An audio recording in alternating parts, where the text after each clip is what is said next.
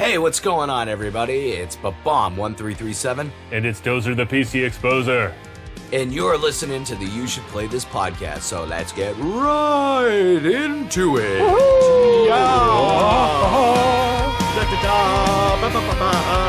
Music.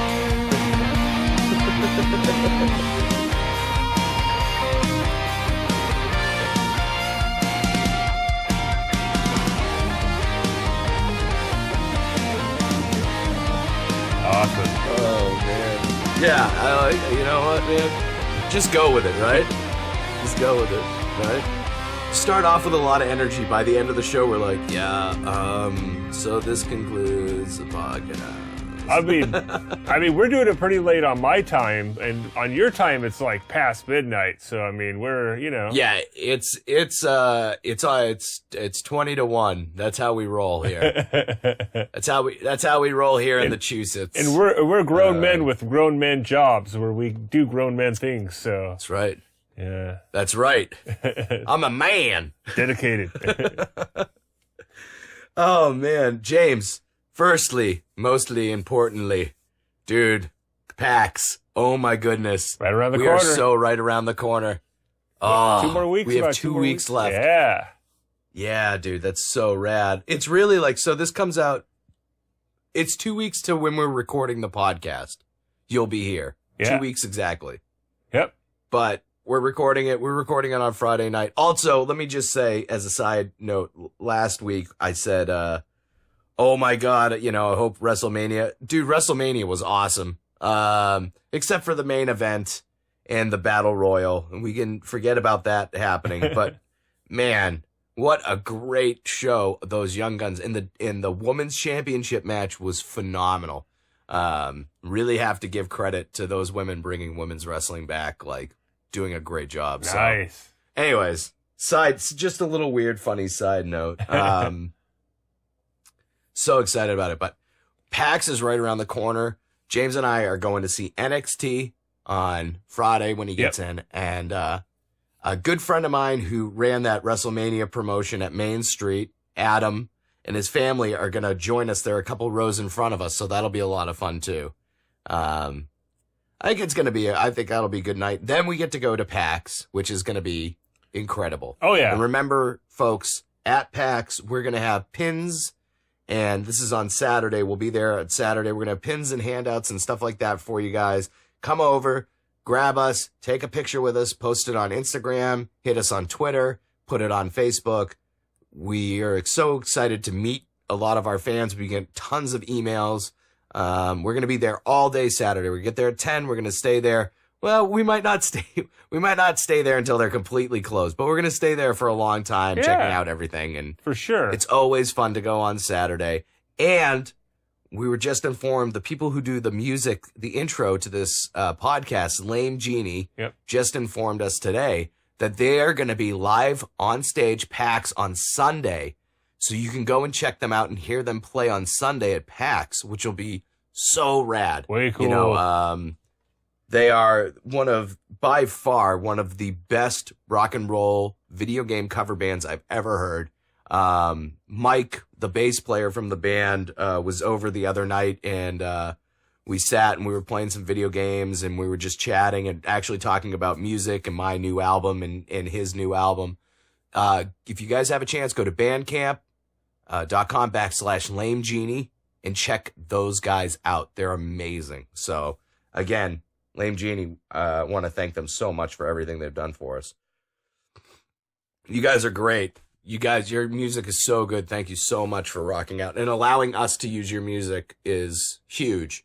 One of the best things about working with local people is a lot of us just want to get our stuff out there. We don't care, we don't care about, how much it costs us, what it does. We're very passionate about it. And I think that's why James and I do this show. And I think that's why, those guys play their music. I mean, of course, we'd love to make money off of it. I'd be lying. But we pay money. We pay a lot of money to do this show. We pay a lot of money to do this show, and we really enjoy doing it. Yeah, we wouldn't be paying a lot of money if we didn't enjoy doing it. So, as we digress into a million other things, James, we have a pretty fun topic for today. And that topic is, James? Today we have awesome PC gaming accessories. Oh, heck to the yes. That's what I'm talking about. I'm so excited today because usually on the podcast, I hear a lot of people saying, boy, that Babam guy, he don't shut his mouth. This time, we've got Dozer, the PC Exposer's wheelhouse, which is great. My PC accessories are quite a lot, you know. I've got a wireless mouse. That's pretty cool. Hey, nice. Let's talk. Yeah, thank you. It's a, hold on. A Logitech, if you will. Logitech makes good stuff. That's, yeah. And Walmart, $34.99. Wireless keyboard, wireless mouse. Hey, if it works, use it. That's what I'm saying, baby. That's what I'm saying. I love about the PC world. The battery on it once. Yeah. Yep. There's plenty of awesome stuff out there. So yeah, let's get into this, man. So we have, let's go over the basics. Yeah, let's get into it. So we have monitors and VR, kind of, I guess monitors, peripherals. We have headsets, we got mice. So those are kind of the basics anybody needs to hook up to your computer to play a game. And you don't have to spend a lot of money for the basics, but let's start, maybe let's talk about a little bit about the high end. Well, I mean, I got a question for you, James. Okay. On the minor basics. Do you feel like a mouse and a keyboard really come into play when you're playing like high-end games? I think if you're in the first-person shooters, which, a lot of people, I switch around the DPI when I'm sniping or when I'm, scoped in to when I'm running around. So having some of those features on the more, higher-end mice is preferable. But, you don't have to spend a lot of money to get that, though, so... I'm caveman over here. I might as well be running a Commodore 64. To be perfectly honest. Did those even have a mouse on them? Did they even have a delete key? I don't know. Yeah, so, all right. So, as far as monitors are concerned, James, what are you rocking? I'm rocking a TV. Hey. I have a Sony. Yeah, I have a Sony Vizio hooked up to my computer. But I use it for everything, you know what I mean? I use my computer for everything. So I have a nice, 1080 HD screen, and it is 48 inches. I mean, dude, a lot of people do that. I actually, when my wife's out of town, I pull the old PC out of the man cave and hook it up to the television. It's like a 60-inch LG, television set. I'm rocking it. Hell yeah. I mean, I would say on a budget, you could pick up a good 32-inch television for what, like under $200 now, and at least have absolutely, at least have something. And keep your eyes peeled. Yeah, like Walmart. Keep your eyes peeled constantly. Dude, Amazon every day I get like an email from them like the deal of the day is some ridiculously inexpensive television for $129.99, something like that. You know what I mean? Just today there was like an LG 48-inch for like $440 or something, and I'm just, that's shipped to your house like next day. That's insane. And those are probably not the best for like if you want to play, like get a good clean picture on a FPS game. But for other genres of games, you can play like your general World of Warcraft, MMORPG, and everything. Oh, for sure. But if you actually had to get a monitor, and you wanted to spend, some big bucks, you could go on the other opposite end and you can get, there's another high-end models that go up to like, around $1,000 for a good sized gaming monitor. They have curved screens, and a lot of them, they're starting to dabble into the 30-inch range with these. But a lot of the times you don't need a lot of these features though. 4K right now. They have 1080, so you can immediately drop the price of your monitor down from the very super high end. From like, there's some Acer Predator models that I'm looking at that are, they're nice, but that's $1,000. But you can immediately drop down by going 1080. Right there, you can go into some midline models like BenQ. I have a BenQ, a 27-inch BenQ, and beautiful monitors.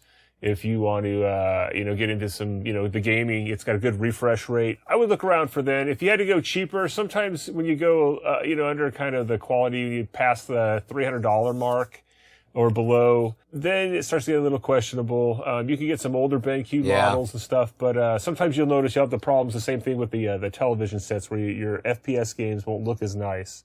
Totally. I mean, and with the innovations, I mean, to think right now, we're saying, you know, yeah, 4K is pushing it, but 2 years ago, if we were having this conversation, we would be saying, you know, 1080's pushing it. Maybe you want to go with 720 or, you know, a couple more years back than that. But the technology does improve rampantly. So right now, if you're like, look, I just need something to get me through, go a little cheaper. But when you want to upgrade to, you know, the 4K version, when you're upgrading all your stuff, you have the opportunities to do that. And in a couple of years, that stuff will be readily available. Very easy to grab. And also, I would also think, too, if you're going to spend $1,000 on a gaming monitor, you can get a pretty sweet television set for $1,000, too. That, you know, that does 4K. You can. That does 4K. But, absolutely. But when you're going 4K, though, you're going to need a much more expensive video card.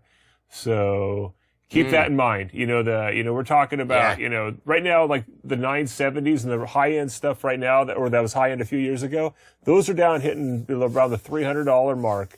But there's a lot of new video cards coming out. For the 4K, and to also, you know, they're going to be unlocking DirectX 12, and we're going to start getting games that are going to even be better. So we'll see. Good Lord. Yeah, I know. It's going to be rad. You know, I've been playing a lot of Nintendo on my 4K TV, and I just don't think I've been getting the quality that I should be getting. Do you appreciate the quality? Yeah, see. It's unbelievable. I can see every pixel.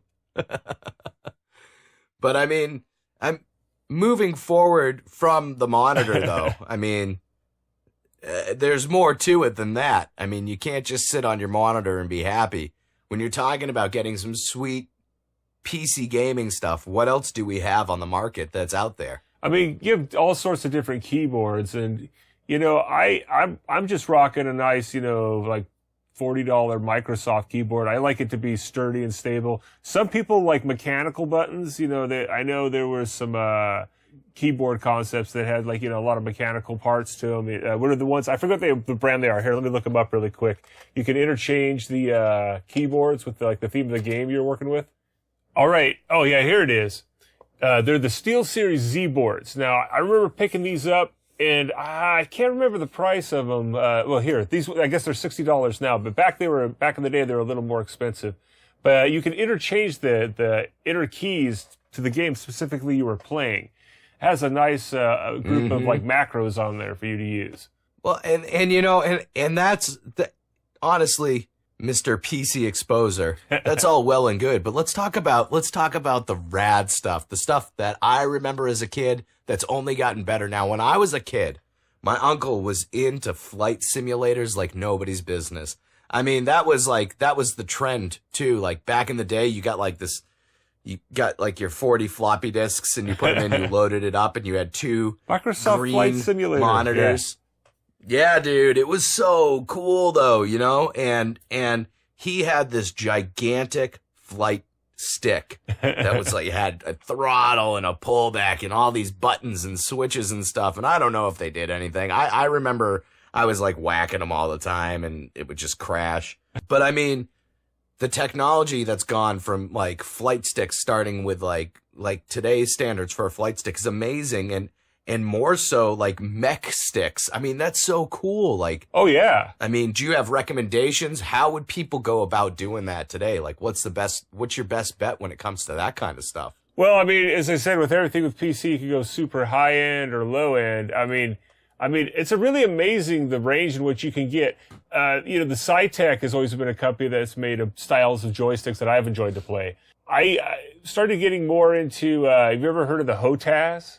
No, I have not. So that's the budgeted-minded one, and you could pick one up for like $55. As you said, it sounds like what your uncle had with all the different bells and whistles and stuff on there. Well, this one has most of that, and I would say for the money, this is probably the best bet. I have one. This is what I game off of. It feels really nice. You can play it on your PS3. I think it might be also you can plug it into your PS4. And as I said, it won't break the bank, and it's got, you know, plenty of programmable buttons on it. And, yeah, it's something to take a look at. That's so rad. And then, of course, talking about flight simulators and all that kind of stuff with all those programmable buttons, what is the obvious next step? I want to zip that stuff to my head and experience it in virtual reality. So we've got something big coming out, man. Did you pre-order the Oculus? No, I'm on the ropes about if I'm going to wait for Oculus because it's a $600 setup. Yeah, I know. I pre-ordered PlayStation. Project Morpheus. The Morpheus. Yeah, I would definitely get that one. Well, I'm kind of freaked. I mean, it's the price point's right. I pre-ordered the one with, that comes with the 2 move sticks, the camera, and the helmet. So I'm paying $449.99 for it in the end. Hey, but it's $100 cheaper than the Oculus. Yeah, it's still. I mean, I could just buy it for. I think it was like $399 was just the helmet alone. So now I'm getting the 2 sticks and the camera.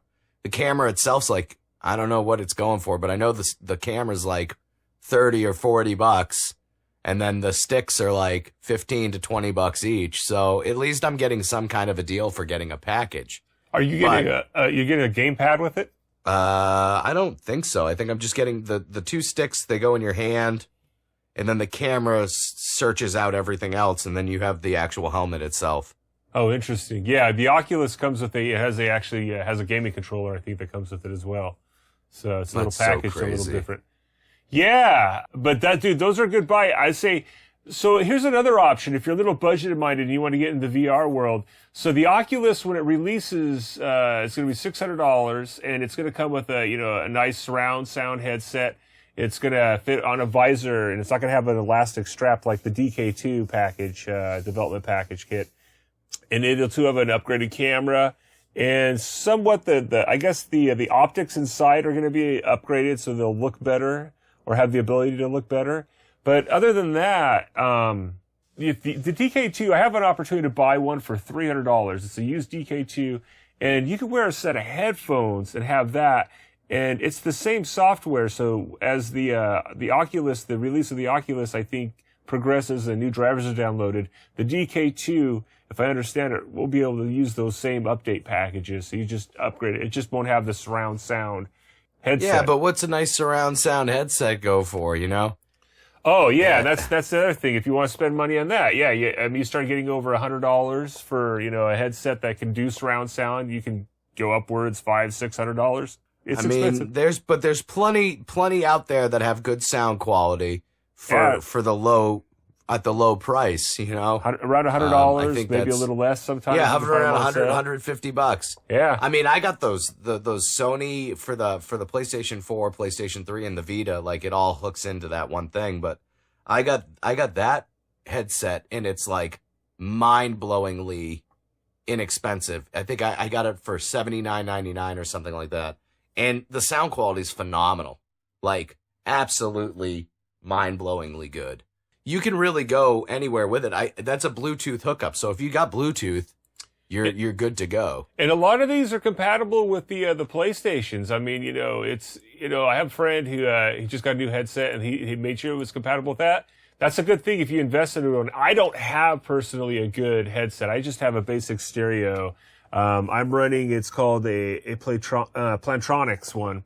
But when I'm playing, I like to have speakers in the room. I like to hear my game through my speakers, and I like to have the chat features from having a headset. So, I like surround sound speakers. It seems natural to me. I don't have to put anything on my head if I don't want to play basic games. But oh yeah, no, I totally get behind that notion. We do the surround sound, in the house. I like everything coming out of speakers.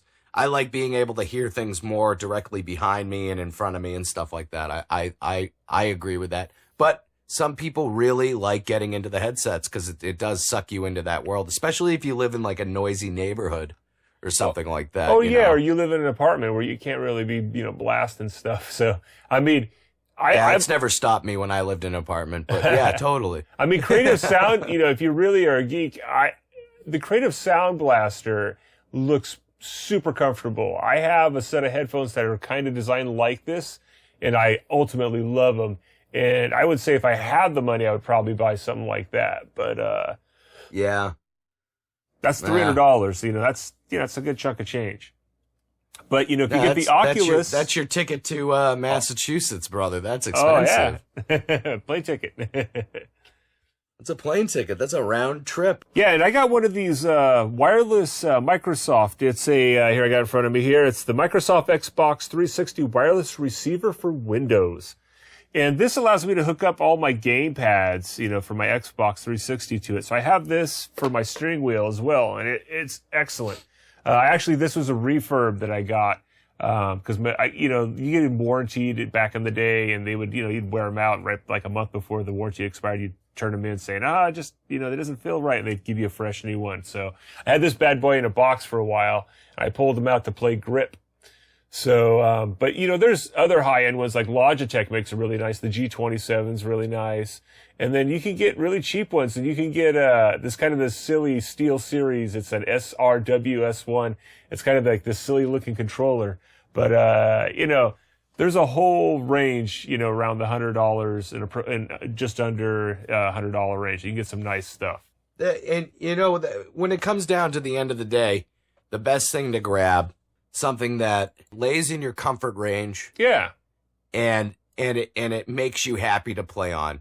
You don't always have to go super high end. Sometimes it's fun. If you got the money, go for it. But if you don't, you know, it's nice just to see what's going on out there. And it's exciting to know that there's so many awesome accessories for you to play with. I mean, personally, I love a good old fashioned controller. Oh yeah. And there's plenty of great controllers out there, and we've talked about it in the past.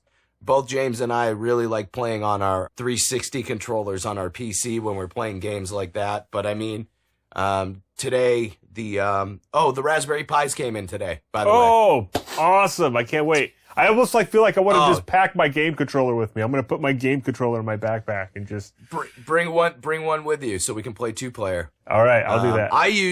I've been using my PlayStation 3 controller on it, and it's smooth as silk. I love the way it plays, and it registers it right away, and it picks it right up. And once you get used to like how to go back and forth in the menus, it's a lot of fun. Like, so I mean, there's an innovation in computers right there. The Raspberry Pi has got to be. Oh my goodness! I mean, that's kind of like I'm telling you, it's. That's an ultimate gaming accessory. No, you can do a lot with it. It really is. Well, James, awesome. I think we should head into the break. Yes. Like we got an awesome PPR coming up. We've got an awesome mailbag coming up. Yeah. We'll be right back.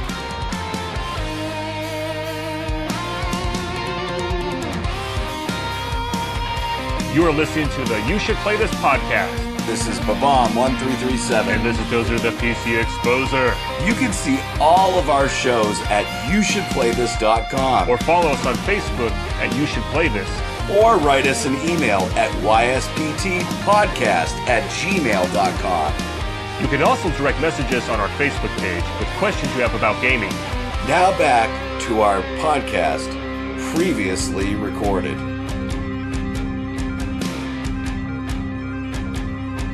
And we're back from the break. Back from the break. That's right, we are. It's pretty good. Yeah. It's pretty good to be back from the break. Yes. Well rested. Well rested, barrel chested, baby. Ready to roll. You know it, brother. Woo, woo, woo. Here we go. Today, we're playing a fantastic. I had a lot of fun playing this game. And as long as we get done at a reasonable time tonight, James, I am going to play some more of it. I promise. Yeah.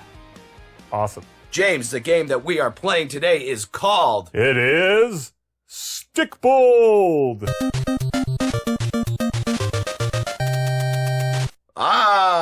You know, a funny thing before we get into this, I found out while researching the game that it translates from Danish into plug ball. Plug ball. Huh. Plug ball. But to us American folk and a lot of other people, it is dodgeball. So let me run this down for you. Yeah, it's kind of cool. Plug ball. I'm gonna have to I'll plug this down your funny. throat. I'm gonna have to throw it down your throat. Yeah. I'm gonna have to. I have a friend who's Danish. I'm gonna have to ask her. That's very interesting. Anyways, it doesn't matter. It's like, StikBold, and it's on PlayStation 4, Xbox, and the Steam market. You can get it right now. It's a super fun game. James, you played it on PC, right? Yes. Yeah, I played it on PlayStation 4. Oh, nice. Really fun. I played it on actually both, but I found out that it was on both after I purchased it on PC, and then was like, oh, I'll just play it on PlayStation 4 because it was cheap too. I mean, it was only $10. So it wasn't like something that what a was bargain. Like a bank breaker. Yeah, and it's got a lot of game. So StikBold, a dodgeball adventure, is a zany 70s inspired dodgeball game on steroids. This features co-op, a story mode, a local mode, multiplayer versus mode for up to 4 players online. The story campaign features StikBold superstars Bjorn and Jerome as they set out on a heroic rescue mission in the name of love and glory. The story campaign can be played on 3 difficulty settings, and both as a single player and a local co-op, which is really rad. Because you've got the local co-op. I'm always about playing on a story mode together. Like when I feel like when you do online local co-op, it becomes like a little, it kills the game a little bit. But when you're playing side by side, it's really rad. Playing online, that's matchmaking. That they can go for a while. That's not an issue. But when you're playing side by side, you're playing like through a story. Yeah. That always makes it cooler. What was your first impression of this game, James? What did you think about this game? I really dug the music when I first it kind of opened up. I was like, oh, it's kind of like, kind of blocky Minecraft-y type of graphics. But then I was just like, wow, it's like it had really good fluid movement, really good music. So I mean, it kind of just put me in the mood to play. It's like, my curiosity spiked. I mean, right off the bat, you start off the trainer that helps you learn how to play the game, the tutorial. Yeah, he's a riot, dude. The guy. Yeah, that guy kicks your butt. That guy was so funny. He reminded me of like the, dodgeball, from the movie Dodgeball. He reminded me of I mean, that was great. And then on the next stage, you're playing dodgeball, but then on the next stage, you're playing against 3 hippies and you have to fight a hippie van filled with hippies. Like it's so much more than just a dodgeball game. And I think that's what made this game so incredibly fun to play. It's zany. It's zany. And zany is the perfect word to use for it. The dialogue between the 2 protagonists in the game is great. Very cocksure characters. They're very fun to listen to, and it's quite a I don't know. I found them to be very.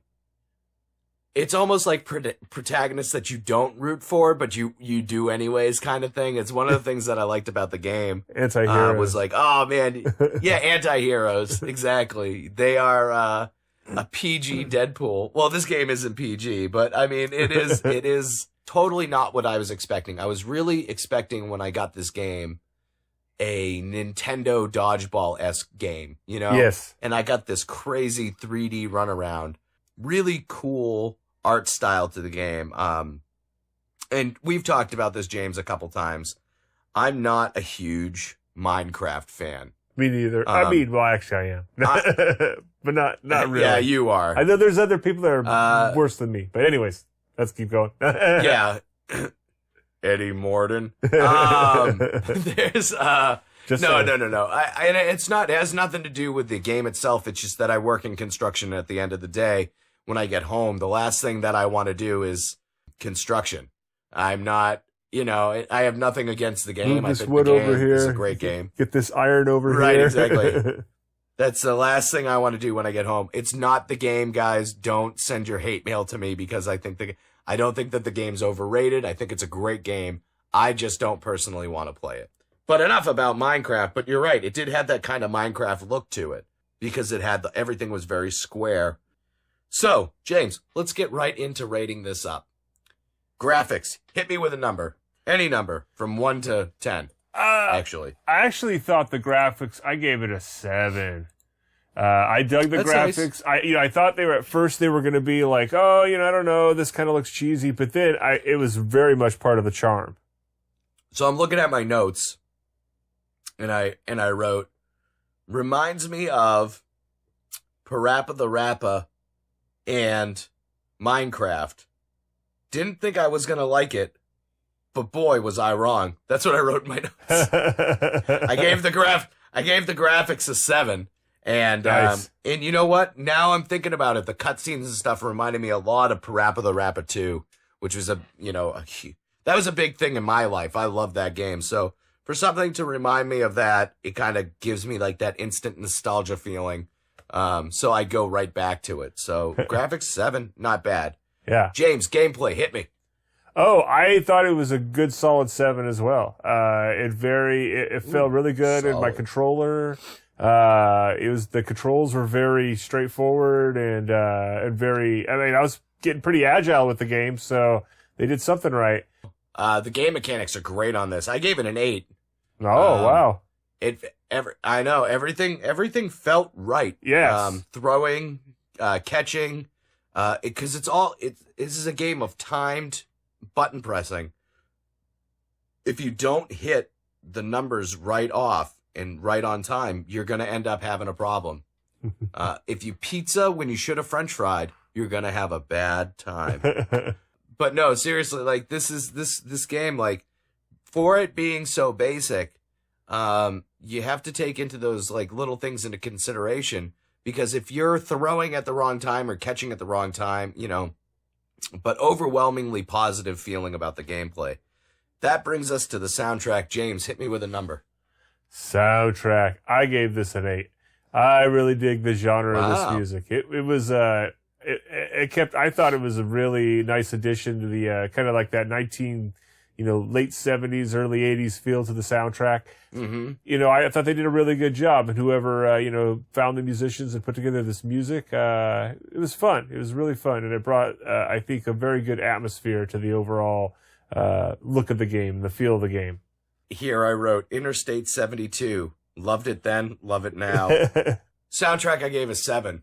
I think beyond just the soundtrack, all the character sounds and everything like that was really, really fun to listen to. Oh, yeah. I think they did a good job with the voicing, and I think they did a really good job with the music. So, all day, that lays on a 7, so it's big. Now, coming down to the end of the rating system, replayability. James, can you see yourself playing this again and again and again like a fine wine? I gave this a 6, and the reason why is, it kind of was the same thing over and over again. You get to fight these guys and go fight these guys and go fight these guys. It would be fun to see as this game matures. I mean, it's just dropped right now, what more they will add to it as far as DLC content or, additional features to the game. Yeah, I gave this a 0. Just kidding. I gave it a 7. Oh. I'm going to tell you why. I know.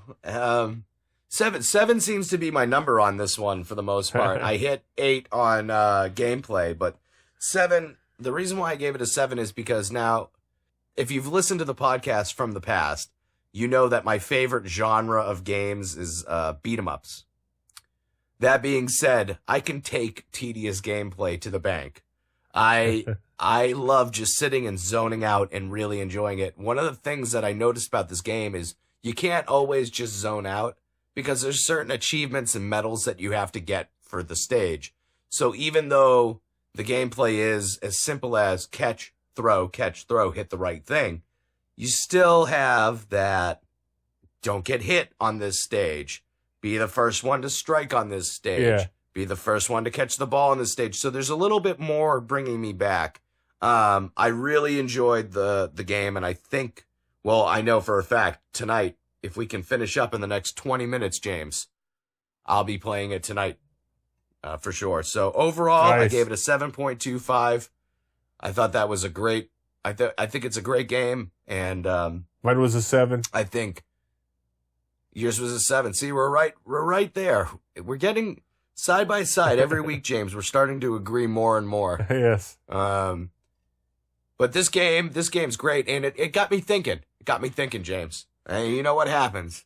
Especially towards the end of the PPR. Got me thinking. I usually come up with some crazy harebrained scheme that would work out in our favor. But I could just vision you in those short shorts with a headband. You know what I'm saying? Me and you. Dodgeball. I mean, StikBold tournament. Me and you. Come on, let's do it. Let's go to Danelandia. Get the headbands. And throw some balls at some Danish people. Yes. Huh? Get some headbands. Headbands, hell yeah, get some headbands. What's the name of that movie with Will Ferrell where he played a 70s basketball player? Yeah. That's Blaze of no. Blaze of Glory is the ice. It's the ice skating one. Yeah. It doesn't matter. It doesn't matter. That's the look that you and I have to bring to the table. That's the one.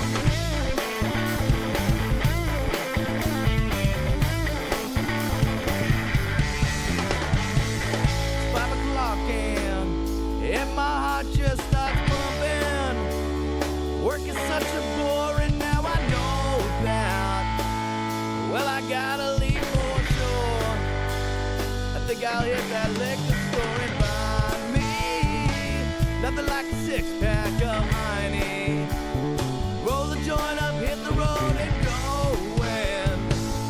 Well, the truth is unknown, but I ain't coming home now. Woo! James. Mailbag. Mailbag time. What do you think about that, buddy? Mailbag. I'm just getting myself mailbag ready. I've upgraded my soda water at this point. I had before was a cranberry lime. Ooh. 2. Oh, delicious. Black cherry, they say. Oh, I love the black cherry. Bold, refreshing, crisp. James. Yes. We got mailbag. We have a couple. Oh, gosh. Darn it. We are running a little late. So let's just try to bang out as many as we can. All right. Reach into that bag, James, and give me your very first question. All right. Here we go. I got a question here from Kent J. Hey, dudes, I've been known to get down on Doritos and Mountain Dew when I'm in a gaming marathon, excuse me. What do you guys like for junk food gaming? If he's asking us thanks, Ken. what we like to eat, junk food. He's asking us what we like to eat for junk food. In my heyday, because I can't say right now because I've been doing this Healthy Gamer Challenge, doing the DDP yoga. By the way, side note, I'm down 22 pounds. I feel great. That's awesome. I'm wearing clothing that I haven't been able to wear in years. And just as a side note, before we go into talking about junk food, because now I'm going to be like, I got to go to CVS and buy something. DDP Yoga. We are an unpaid sponsor for this guy. This guy's yoga is amazing. Please check it out if you're looking to get your life back into shape. This guy knows how to do it. And he's charismatic. So as far as junk food's concerned, I could do a meat combo pizza. Oh. Right? Meat combo pizza, ruffled sour cream and onion potato chips, and Mountain Dew Code Red all day. All day. Oh, yeah. That would be my jam. Also is what got me into that heavyweight pickle to begin with. But I'll tell you what, man, like any place, and now I live in Massachusetts, so I live really close to the Boston area. The pizza here is like absurdly good. And I know we're going to have people from Chicago saying no, and we're going to have people from New York saying no. And I'm going to just say the pizza here, I love the pizza here. It's got its different style. I remember when Eddie came, because I bitched so much about the pizza in California. When he came, he went out of his way to make fun of the pizza here. He's like, it's burnt and flat And I'm like, it's pizza, Eddie. Come on, cut it out. It's supposed to be flat. But I mean, like, all day, man, a nice big fat, like, meat lovers combo with pepperoni and sausage and chicken and bacon. So good. Just covered in cheese. And then, like, after I'm done eating that, I'll lay on the couch with a greasy controller and just pound a whole bag of Ruffles sour cream and onion chips with some Mountain Dew and wash it down. So bad. Now, I'm not saying that's the way. I'm not saying that's the way to be. I'm just saying, if you wanted me to display my junk food nirvana, that's it. I love sour cream and onion chips. I miss them. Yeah. Oh, dude. Sour cream and onion. Oh. Honestly, I haven't had sour cream and onion chips in a long time. Like, anytime I go to a place where they're selling subs or something like that, every place has gone so boutique-y. Mm-hmm. Where you're getting, like, they're like, yes, it's fresh pink sea salt and cracked black pepper. And you're like, dude, where are my chips at? I want barbecue, and I want it to stain my fingers red. But they don't have that anymore. It's like aged cheddar and horseradish. It's what happened to these potato chip flavors? I guess I'll just have a... Do you put the chips in your sandwich? Do you put them in your sandwich? Yes, of course I put the chips in my sandwich. I never did that as a kid. Told... And then I dated a girl a while back, and she did that, and I was like, huh, that's kind of ingenious. And then I was just like, all right, cool. So I got made fun of by my coworkers for doing that, and finally one day I was like, try it. Yeah. Just try it. It's good. Tell me that it isn't amazing. And people are like, wow, it's crunchy. Makes your sandwich crunchy. Makes your sandwich crunchy, and it gives you this like different flavor, you know, like if you have barbecue chips, you throw them in there. Now you got a barbecue ham and cheese sandwich. You know what I mean? It's like, I don't know. Sometimes, yes, I do put my potato chips inside my sandwiches though. And I do catch a lot of hell for it. So I'm really glad that you brought it up. And now I don't need to go to therapy this week. I feel like there are other people that might do it. If you put your chips in your sandwich, take a picture of you eating your sandwich. Yeah. And you should play this on Instagram. I'm very interested to see how many people can actually do that. We'll call it the Potato Chips and the Sandwich Challenge. James, tell me, what is your ideal junk food? I've eaten many pizzas too, and I am also a fan of the Mountain Dew, but I'm just a regular standard green Mountain Dew fan. Either that or... We call you guys normals. That or I used to drink coffee with, you know, you put the creamer in there, the flavored creamer. Oh, man, it's just, you know, it's kind of keeps you going. You're getting caffeinated. Same thing, you know, just like the... Oh, it's true, yeah. But, you know, if I don't eat pizzas, though, I like a big plate of nachos, man. You know, you make this big plate of super nachos. You put your favorite corn chip. You pile on the cheese. I usually melt the cheese a little bit first, and then I plop on the beans. Then I heat the beans. Sure. And you just start layering it on, man. You got the tomatoes.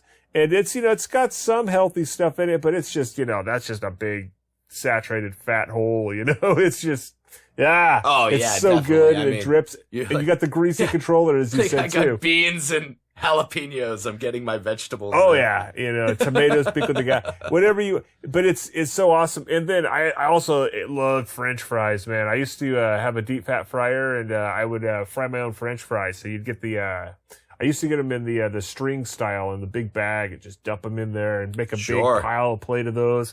Yeah. Oh, my goodness. But as far as... So when you were a kid and you went to Burger King, did you always get the French fries or did you get the onion rings? Oh, I love the onion rings, man. I try to always get the onion rings. Yeah, me too. Yeah. Yeah. Yeah, that was like my thing. If you could go someplace that offered onion rings, you'd be like, yeah, give me the onion rings. I mean, I like onion rings over. Oh, and Burger King onion rings are great. They're like those little small ones. They're like bite size, and oh, yeah. Man, they light up your farts like crazy, but they are good. They are good, for sure. Lighting farts. No. It's cool, man. Yeah, they light them up. That's some serious butane. You could fuel a Boeing with that. But yeah, that's actually a pretty rad question. It's not something that I would ever dream of. Like, my snack now is, celery. Well, let's see. I do apple slices with peanut butter and raisins on them, and I'm a big fan of that. Low-fat cottage cheese. And I don't do cheese, no dairy. Oh, really? But I'll do this is a snack. This is so funny. I'll do like a bowl of Cheerios, like because it's good for my heart. So they say. They're gluten free. No, I'm not a gluten free person. I love bread. I love me bread still. Yes. So, but yeah, that's a cool question for sure. I'm a big fan of that. Maybe we'll get a big fat gross meat lovers combo when you come out. Yeah, we have to get one bad meal. I agree. Let's at least do one. Yeah, we do. I think our bad meal should be a nice bad meal, though. I don't think we should go for the. I don't think we should go for complete broke. There's plenty of really good seafood restaurants around here. Oh, yeah. We can go get some fun fried Yeah. garbage. All right. We got one more. We got time for one more, right? Yeah. Yeah, we got time for one more. I'm looking at the clock. We'll breeze through it. We're at just a little over an hour. Okay. What do you... Oh, I'm sorry. This next... just like read right. I'm gonna just answer.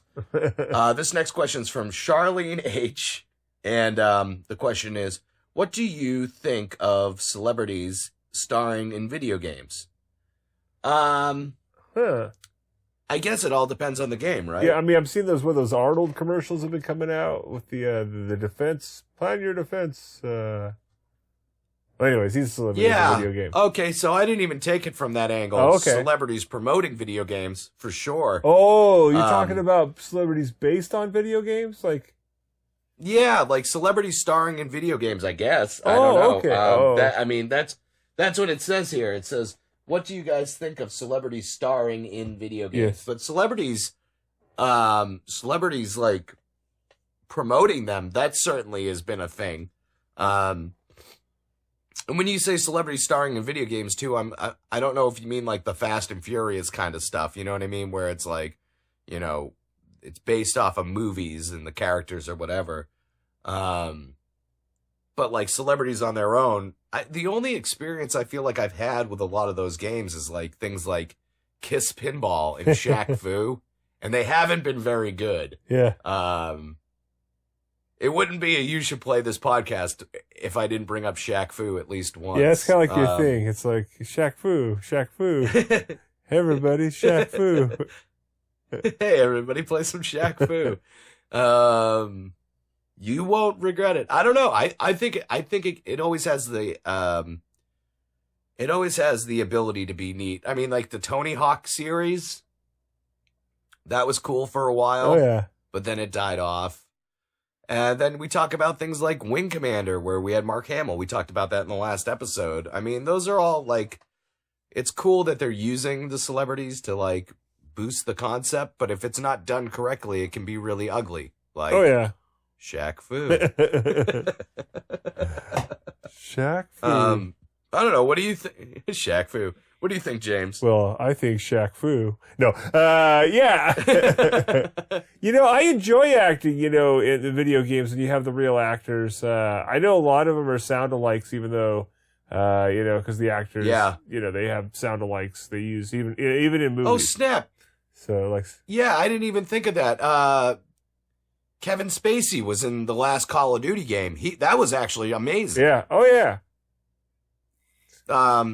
Yeah, it's really tough, man. That's a tough one. Would you count South Park in that as like one big celebrity game? Yeah. Are Matt Stone and Trey Parker celebrities? Hey, they're celebrities to me. I mean, I would definitely put them in that realm. They're heroes to me. It's tough. It's such a tough that's, I guess, question. I don't know. Charlene, if you get a chance, send us another email. And see if you want us to hit on anything specifically. I mean, I think it's cool sometimes, and sometimes I think it's kind of lame. Like Shaq Fu. Shaq Fu. Thought I'd just say Shaq Fu one more time. Yeah, why Shaq Fu not? Shaq Fu. Because Shaq Fu, that's why. But yeah, no, totally. I don't know. Jay and Silent Bob are coming out with a video game. I think that'll be cool. It's hard for me to tell. It's hit or miss. Sometimes it's really cool, because sometimes you really look forward to seeing that person in a game, and sometimes it's super lame. Yeah, I mean, it Like- depends on the game. It really does. Like, you know, to hear like a voice like as famous like as, you know, and he's been dead for like say like a Vincent Price, you know, type of style voice, you know, a character like that, it would be awesome, celebrity wise. But I don't know, you know, I don't know if do we really have characters out there that kind of. I mean, at this point, isn't Mario a celebrity? Yeah, I mean, it's mean, it's hard to say. it's It's really hard. It's hard to say. I mean, Bugs Bunny. I mean, these are fictional characters, but they're real to me. Darn it! Our wrestling games, our sports games, celebrity games. I mean, all of them. It's- They'd be it's all such a celebrities. wide genre. Yes, Yeah, it's such a wide genre. So more power to them if they want I to. don't know. But At the end of the day, it's all about the gameplay, isn't it? Indeed, all about the gameplay. Yeah. It's all about the gameplay. Well, this is going to wrap up our episode. We are going to be at PAX in 2 weeks Woohoo! on Saturday. Look for us. Make sure you take pictures, hashtag Instagram. You get a free pin. You get some cool handouts as long as we have them. And it's going to be, I don't know, I'm really excited to meet some of these people who are going to be there. We've been getting a lot of cool posts on Instagram and a lot of cool posts on Facebook from people who are going to be there. So we're looking forward to it a lot. And we can't wait to see you guys. It's going to be a fun weekend. I can't wait to see you, James. Yeah, it's been a while. It's been far too long. Far too long. So, far too long. We'll play some StikBold. StikBold. Some StikBold. It's been far too long. I'm Bjorn. It's a long. I'm Bjorn 1337. That's it, all the PC exposure. This is good times. And that's all we got to say this week. I am Babam 1337. And this is Dozer the PC Exposer. And we will talk to you next week. Have a great week. You should play this universe. Yeah. All right, I am gonna hit stop a loony on.